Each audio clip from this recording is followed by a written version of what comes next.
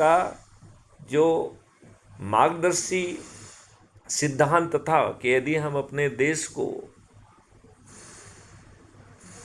की जो बिखरी हुई इच्छा शक्ति है इसे संगठित और संग्रहित कर पाएंगे तो ये देश खुशहाल भी हो जाएगा, समृद्ध भी हो जाएगा, विश्वगुरु भी हो जाएगा, वसुंधरा कुटुंबम भी हो जाएगा और हमें एक अच्छा भारत मिल जाएगा।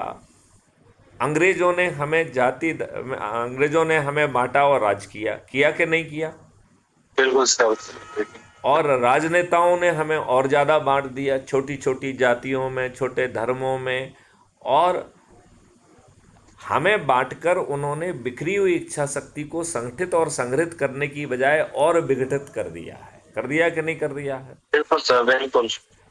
अब क्राइम फ्री भारत कह रहा है कि आप जो है अपने लाभ के दो काम करो और उसके माध्यम से अच्छे भारत का संकल्प लो और समझो कि अच्छे भारत में आपको क्या मिलने वाला है। यदि वो अच्छा भारत आपको चाहिए तो केवल संकल्प लीजिए और ऐप के माध्यम से जुड़ जाइए। ये ऐप आपको मदद करेगा महापरिवर्तित भारत को जमीन पे उतारने के लिए। क्या इतनी बात समझ में आई है आपको? हाँ सर, हाँ सर। आई है। बहुत सुंदर, बहुत सुंदर। तो क्या आप ये जानना चाहेंगे कि इसके लिए आपको करना क्या है?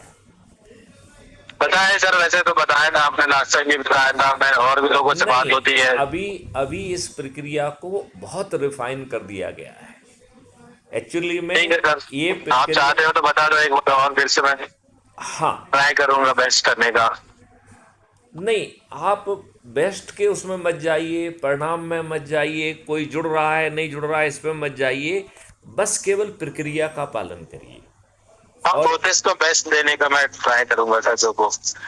हाँ, तो मैं आपसे केवल इतना कह रहा हूँ कि हर व्यक्ति को जिंदा रहने के लिए कुछ ना कुछ जीविकोपार्जन के कार्य करना पड़ते हैं, राइट?